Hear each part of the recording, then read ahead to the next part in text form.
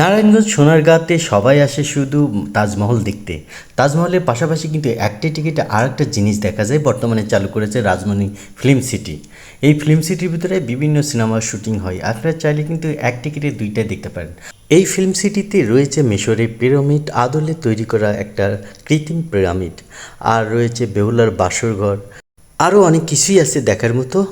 তবে আমার কাছে একটা জিনিস খুবই ইউনিক লেগেছে এবং আমার এই লাইফে ফার্স্ট টাইম দেখাই সেই জিনিসটা, সেটা হচ্ছে যে রাজমণি সিনেমা হলের যে মেশিনগুলো ইউজ করা হতো সেই সময়কার সিনেমার জন্য, সেই মেশিনপত্রগুলোও কিন্তু এখানে রাখা হয়েছে দর্শকদের জন্য, উন্মুক্ত করে দেওয়া হয়েছে। সেই সময়কার রেকর্ডিং স্টুডিও আছে, চাইলে সব কিছু ঘুরে দেখতে পারেন একটা দিন সময় ব্যয় করে।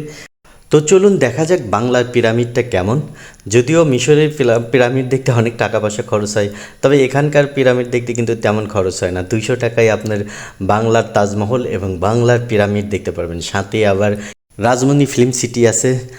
আর এই ফিল্ম সিটিতে আরও অনেক কিছুই দেখার আছে, ওয়ান বাই ওয়ান করে দেখাবো। যে খেজুর গাছটি আপনারা দেখতে পাচ্ছেন এটা কিন্তু কোনো নকল না, এটা অরিজিনালি সৌদির খেজুর গাছ। তবে আমার দেখা সবচেয়ে বড় খেজুর গাছ এটি, তাও আবার খেজুর সহ। এরকম আমি আসলে দেখিনি, শুধু খেজুর গাছ দেখছি, তবে অনেক ছোট সেগুলো। তো চলুন পিরামিডের ভিতরে ঢোকা যাক। পিরামিডের ঢোকার আগেই সতর্কবার্তা দিয়েছে। সতর্কবার্তা দেখে আপনারা কোনো ভয় পাবেন না, কারণ এখানে যা কিছু আছে সব কিছুই নকল, এইটা নিয়ে ভাবার কোনো দরকার নাই। তবে একা একা আসলে একটু ভয় পাওয়ারই কথা, কারণ পুরো জায়গাটাই একটু ভয়ঙ্কর লাগবে। যদি আপনি মনে করেন ভয়ঙ্কর, আর যদি মনে করেন যে না এগুলো সব ভুয়া, তাহলে ভয়ঙ্কর মনে হবে না। তো ভিতরে ঢুকি চলুন। এই যে ফার্স্ট টাইমে দেখা যাচ্ছে সব মমি করা লাশ। আসলে আমি ফার্স্ট টাইমে মোবাইলের আলো জ্বালাইনি, তারপরে একটু মনে হলো যে না আলো জ্বালে এদের এই লাশগুলোর অরিজিনাল চেহারাটা দেখানো দরকার। তো একটু পরে আমি আলো জ্বালালাম। এখানে আবার মমির ভিতরে লাইটিংও করছে, যেটা আসলে মানে স্বাভাবিকভাবে হাস্যকর। এই যে আমি মোবাইলের আলো জ্বলে যেটা দেখাচ্ছি এগুলো হচ্ছে মমি। অনেকগুলো মমি করা লাশ আছে, বাট কোনো নাম ঠিকানা তেমন নাই। আর এই লাশগুলো আসলে বেওয়ারিশ, মানে বাংলাদেশের নকল লাশ।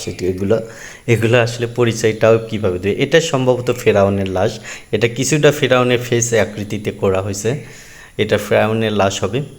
তবে বেশিরভাগই মমির সাথেই এদের নাম ঠিকানা দেওয়া ছিল, যেটা আসলে আমি এর আগে চোখে পড়েনি। আমি শুধু আসলে মমিগুলো দেখতেই ব্যস্ত ছিলাম। মমির পাশাপাশি আরেকটা জিনিস দেখলাম, মানে ড্রেস।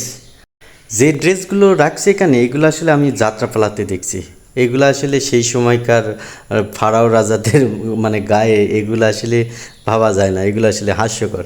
আমরা আসলে কোনো জিনিস নকলভাবে করলেও নকলটাও সুন্দরভাবে করতে পারি না, এটাই তার বাস্তব। কারণ এখানে দেখেন যে যে পোশাকগুলো দেখা যাচ্ছে, এই পোশাকগুলো তো সাধারণত যাত্রাপালায় আপনারা সবাই দেখে থাকবেন। এগুলো নাকি সেই সময়কার রাজার পোশাক। আবার কিছু ওই মানে অর্নামেন্ট দেখানো হচ্ছে, মানে অলংকারগুলো, এগুলোও মানে ফাও ফাও। এটা হুদাই একটা জায়গা তৈরি করছে মানুষকে একটা ধাপ্পাবাজি দেওয়ার জন্য, কারণ সেই সময়কার কোনো কিছুই এখানে ঠিক নাই। পুরো একটা সেখানকার সংস্কৃতি একরকম, পুরো উল্টো এখানে আর এক রকম। কারণ আমরা যারা হয়তো মিশরে যেতে পারবো না, যাদের হয়তো ওই রকম যাওয়ার সম্ভাবনা নেই, তারা তো এইটা দেখে আসলে ভুল ধারণা থাকবে, তাদের মাথায় থাকবে যে সেই সময়কার এই রকম ইতিহাস ছিল। এই যে জিনিসপত্র দেখতেছেন এগুলো কি আসলেই সেই সময়কার ব্যবহার? এগুলো তো কিছুদিন আগেই মাটির জিনিসপত্রের মতো লাগতেছে। এই সাইটে বানাইছে ক্ষুদিরামের ফাঁসির মঞ্চ। আসলে এইটা ক্ষুদিরামের ফাঁসির মঞ্চ, এটা সুন্দর লাগতেছে দেখতে, মোটামুটি উপভোগ করার মতো। তো এরপরে আমরা চলে যাব আসলে মূল ফিল্ম সিটিতে, যেটা আসলে একটা হল রুমের ভিতরে তৈরি করা হয়েছে, ওইটার ভিতরে ঢুকবো। এই যে রাজমণি ফিল্ম সিটি, এই ফিল্ম সিটির ভিতরে আসলে কি কি করা হয়েছে চলুন দেখি। এই ফিল্ম সিটি পুরোটাই ঘুরে দেখতে মোটামুটি 1-8 ঘন্টার ভিতরে হয়ে যায় আসলে, যদি আপনি সুন্দরভাবে দেখেন। আর অনেক কিছুই সুন্দর আছে, আবার অনেক কিছু অসুন্দর আছে, কারণ সব কিছু তো আর সমান হতে পারে না। আমরা এখন যে জায়গাতে যাচ্ছি সেখানে একই ছাদের নিচে বিভিন্ন সেক্টরে বিভিন্ন জিনিস তৈরি করা হয়েছে। অলরেডি সেখানে কিন্তু সাইনবোর্ড দেওয়া আছে যে আসলে কি কি দেখার মতো আছে। তো আমরা ফার্স্ট টাইমেই যাব হচ্ছে বেহুলার বাসরঘর দেখতে। চলুন সেটা কেমন দেখতে সেটা দেখি। এই যে দেখতে পাচ্ছেন বেহুলার বাসরঘর, একটা সাপ এসে দাঁড়িয়ে আছে, আর পুরো রুমটা সুন্দর করে সাজানো এবং বিভিন্ন লাইটিং দিয়ে আলোকিত করছে। আর আমার কাছে যেটা ভালো লাগছে এই ফুলটা, মানে কাপড় দিয়ে বানানো এই সুন্দর ফুল, তার সাথে একটা সুন্দর ঝাড়বাতি আছে। টোটালি সুন্দর, মোটামুটি খারাপ না। এরপরে যাব এই যে মনসা মঙ্গল। এইটা আসলে এটা সম্পর্কে আমার কোনো ধারণা নাই বা কোনো কিছু জানিও না। সম্ভবত এটা হিন্দু ধর্মের কোনো দেবদেবী হবে। তো এরপরে যাব আরেকটা সেক্টরে আমরা। এই যে তার পাশে আছে নদের চাঁদ কুমির। এইটার মানে যে কি আর কি যে এটা, মানে কোনো কিছু বুঝতে পারতেছি না এগুলা। মানে অন্যরকম নাম তো, তাই আসলে ইতিহাসে ওই রকম জানা নাই আমার। তো এরপরে সেক্টরে আছে আধুনিক গ্রাম, মানে যে গ্রামে আসলে হিন্দু মুসলিম খ্রিস্টান বৌদ্ধ সবাই বসবাস করে, সেই রকম একটা কিছু তুলে ধরছে সম্ভবত এখানে। কারণ প্রতিটা বাড়ির সামনে একটা করে সুন্দর সাইকেল আছে, সাইকেলগুলো কিন্তু একেবারে নতুন সাইকেল দিয়েছে। আর দেখতেই পাচ্ছেন একটা মুসলিম বাড়ি, একটা হিন্দু বাড়ি, একটা বৌদ্ধ বাড়ি আর একটা খ্রিস্টান বাড়ি। মানে এখানে একটা দেখাচ্ছে যে ধর্মীয় একটা বন্ধন। আমরা এই বাংলাদেশে যারা থাকি সবাই আসলে হিন্দু মুসলিম খ্রিস্টান সবাই আমরা এক, আমরা সবাই একটাই পরিচয়, সেটা হচ্ছে আমরা বাংলাদেশি।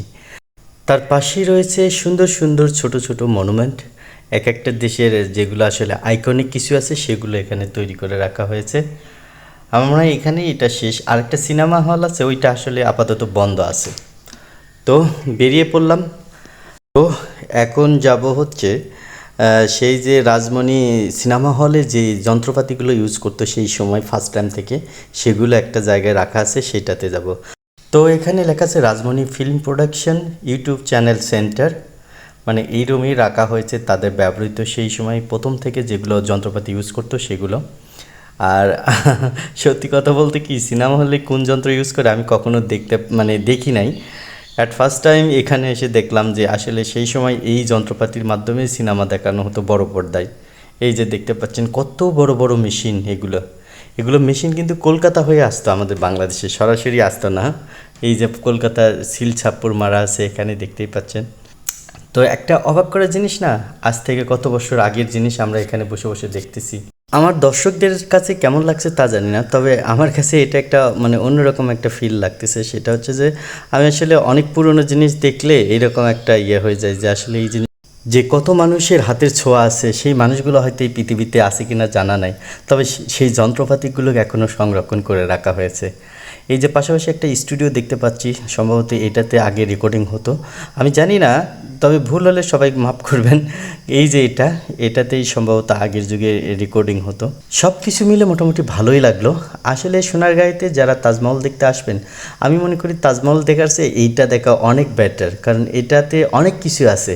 সেই পুরনো যুগ বলেন, আধুনিক যুগ বলেন, আর বিদেশের মানে পিরামিড বলেন, সব কিছুই এখানে পাবেন। আর পাশাপাশি পাবেন সুন্দর লোকেশন।